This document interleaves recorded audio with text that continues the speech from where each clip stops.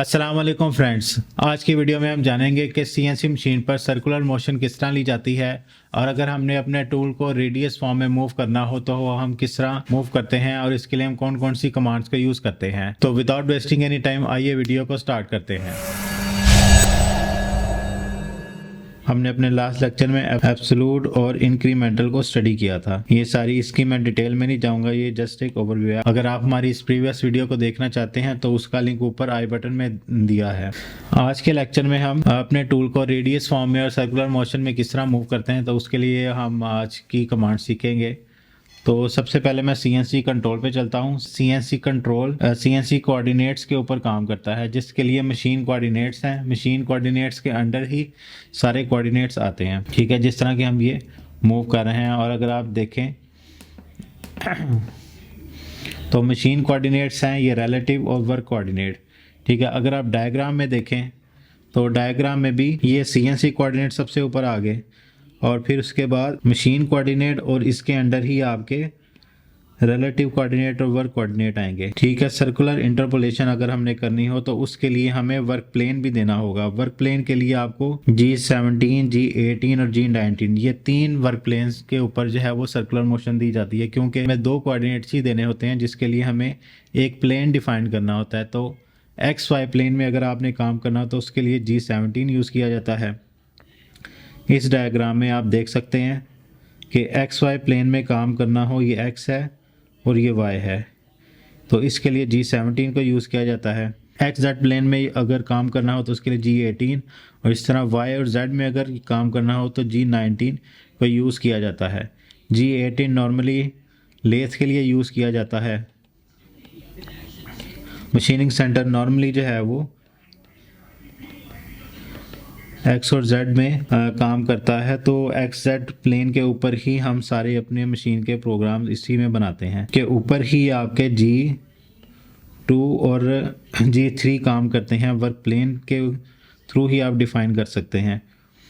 तो क्लॉकवाइज के लिए आप G02 का यूज़ करेंगे और काउंटर क्लॉकवाइज के लिए आप G03 का यूज़ करेंगे। क्लॉक के लिए G02 और काउंटर क्लॉकवाइज के लिए G03। अब आगे इसकी और फर्दर टाइप्स हैं, दो टाइप्स हैं। इसके लिए सबसे पहले R का यूज़ होगा और इसके साथ IJ के। अब दोनों के लिए जो है ना वो एक अलग अलग अपनी इंपॉर्टेंस है, दोनों ही बहुत ज़रूरी है मेथड। ये दोनों मेथड हैं, इन मेथड्स के थ्रू आप सर्कुलर मोशन ले सकते हैं। सबसे पहले हम R के थ्रू देख लेते हैं। G02 और 3 के साथ R को हम यूज़ करते हैं। ये इसका सिंटैक्स है, ये फॉर्मेट इसका दिया हुआ है। G17 सबसे पहले आपको प्लेन बता दिया, प्लेन के साथ आपने क्लॉकवाइज या काउंटर क्लॉकवाइज मूव करना है, ये आ गया। इसको आप CW या CCW भी लिख सकते हैं। उसके बाद आपके ये एंड पॉइंट कोऑर्डिनेट्स आ गए और फिर इसके साथ ही ये आपका रेडियस आ गया, ठीक है। इसी तरह दूसरे मेथड की तरफ आप देखें, दूसरा मेथड सेम इसी तरह, ये आपके G17 में आपका प्लेन आ गया, प्लेन के साथ CW या CCW, ये आपके एंड पॉइंट आ गए और ये I और J जो है ये आपके सर्कुलर कोऑर्डिनेट आ गए। नीड्स यहाँ आप एंटर करोगे। तो इसके लिए मैं एक छोटा सा यहाँ पे प्रोग्राम बनाते हैं। प्रोग्राम को मैं यहाँ पे एक्सप्लेन कर देता हूँ। सबसे पहले R के थ्रू प्रोग्राम बना लेते हैं।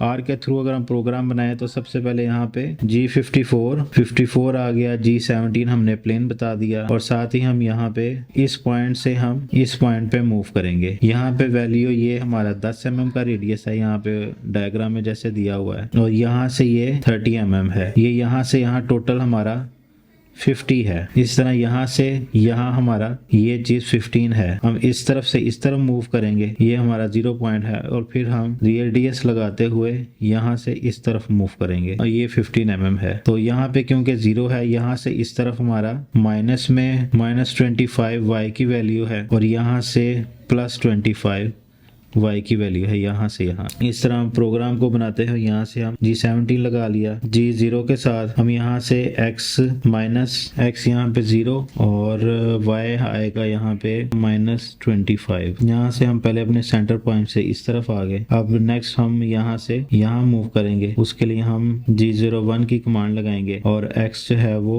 हम 30 मूव करेंगे और फिर इसके बाद y हम मूव करेंगे -25 और f जो है हम 2000 दे देते हैं। फिर इसके बाद G03 के साथ हम मूव करेंगे। यहाँ हम R के साथ प्रोग्राम बना लेते हैं तो x की वैल्यू यहाँ पे हो जाएगी, सॉरी ये ऊपर 30 नहीं, यहाँ पे आना था 40, ठीक है। ये और यहाँ पे x की वैल्यू हो जाएगी 50 और y जो है वो -15 हो जाएगा और R की वैल्यू हो जाएगी 10 और f जो है वो हम 2000 यहाँ पे कर देते हैं। फिर इस तरह G01 और x की वैल्यू 50 रहेगी, y की वैल्यू हो जाएगी +15 हो जाएगी y की वैल्यू, क्योंकि हम यहाँ से अब इस तरफ मूव कर रहे हैं और इस पॉइंट पे हमने आके रुकना है। इसके बाद हम रेडियस में यहाँ से यहाँ मूव करेंगे।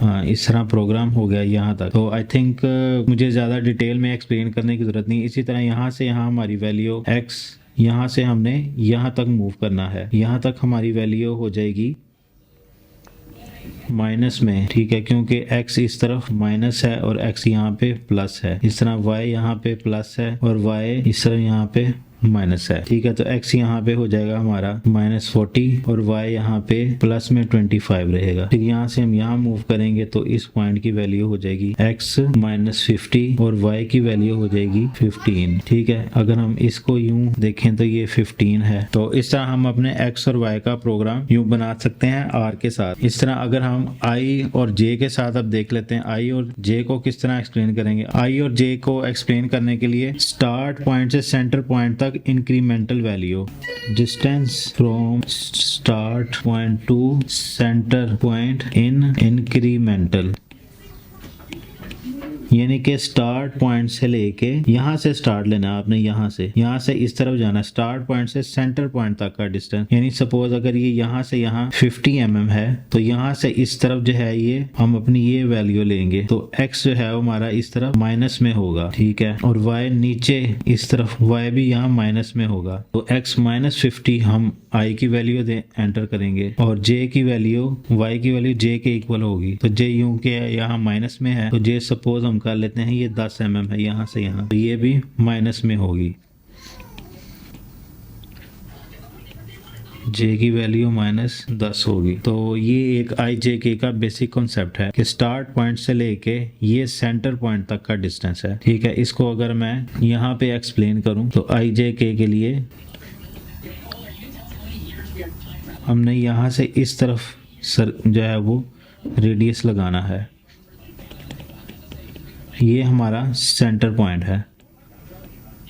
यहाँ से इस तरफ का x एक्सिस में इंक्रीमेंटल में तो ये -50 होगा, ठीक है। हमने सपोज कर ली यहाँ से यहाँ तक ये 50 mm है और ये 10 mm है यहाँ से यहाँ y एक्सिस में, तो ये i की वैल्यू हो जाएगी और 10 mm ये j की वैल्यू हो जाएगी 10 mm, ठीक है। इस डायरेक्शन में j की वैल्यू हो जाएगी यहाँ।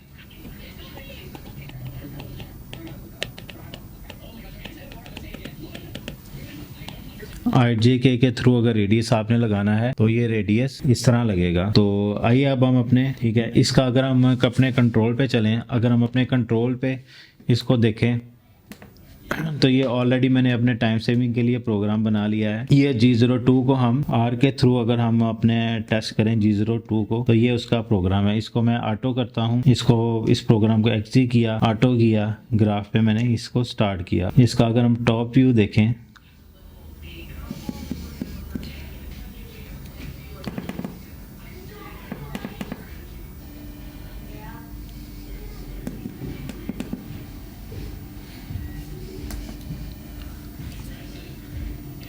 ठीक हो गया। यहाँ से आप प्रोग्राम भी रन होता देख सकते हैं,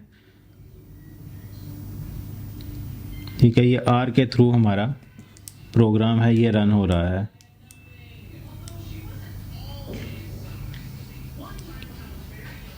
ये प्रोग्राम है, ये यहाँ से आप प्रोग्राम भी देख सकते हैं। R के थ्रू प्रोग्राम किस तरह बना है अकॉर्डिंग टू ये डायग्राम। इस डायग्राम के थ्रू हमने,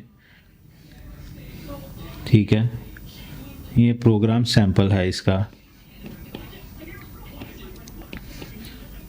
ठीक, अगर हम अपने कंट्रोल में IJK के थ्रू प्रोग्राम को देखें, ये IJK के थ्रू प्रोग्राम है, ये आप प्रोग्राम देख सकते हैं यहाँ पे। ये ऑलरेडी मैंने सैंपल बना ली है ताकि हमारा मजीद टाइम वेस्ट ना हो और हमारे व्यूअर के लिए को बोरियत ना हो, उसका हमारे व्यूअर का इंटरेस्ट लूज ना हो। तो इस प्रोग्राम को मैं एग्जिट करता हूँ और साथ ही से मैंने स्टार्ट किया इसका टॉप व्यू। ठीक है, यहाँ से मैं जूम कर लेता हूँ।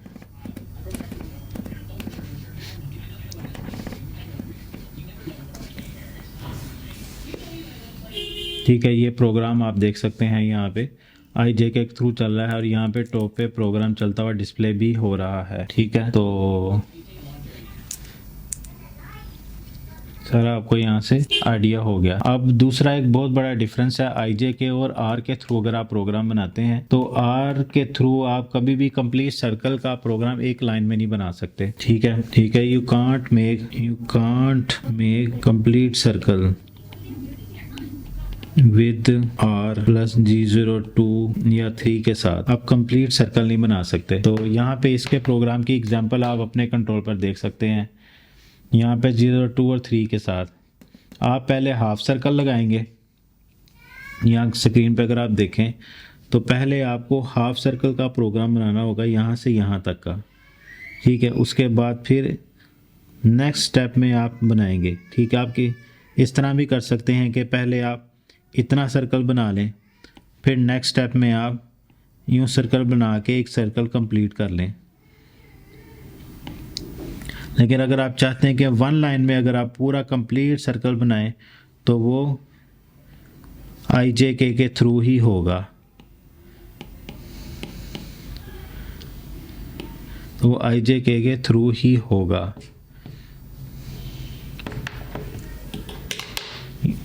ठीक है, इसको अगर आप रन करके देखें तो ये कंप्लीट सर्कल जो है वो पहले एक लाइन चलेगी और उसके बाद आप देखें ये नेक्स्ट लाइन चल रही है। तो ये 2 पार्ट्स के अंदर आपका सर्कल बनता है। अगर आप चाहते हैं कि वन लाइन में ही आपका कंप्लीट प्रोग्राम बने तो आपको IJK के थ्रू ही आपको बनाना होगा।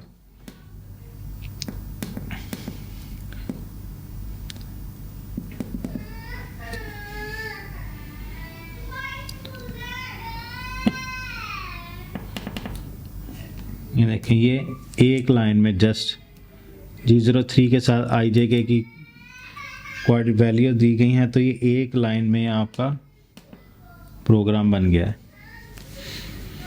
तो एक लाइन में अगर आपको प्रोग्राम बनाना हो तो IJK के थ्रू ही प्रोग्राम बनेगा। तो ये था हमारा एक वीडियो कंप्लीट एक लेक्चर कि जिसमें हमने G02 को सीखा, G03 को सीखा और साथ G02 और 3 को IJK और साथ वो उनके लिए हमें प्लेन की सिलेक्शन भी करना होती है। तो ये भी हमने साथ साथ इसको सीखा। तो इंशाल्लाह हम मिलते हैं अपने नेक्स्ट वीडियो में। टिल देन, अल्लाह हाफिज़।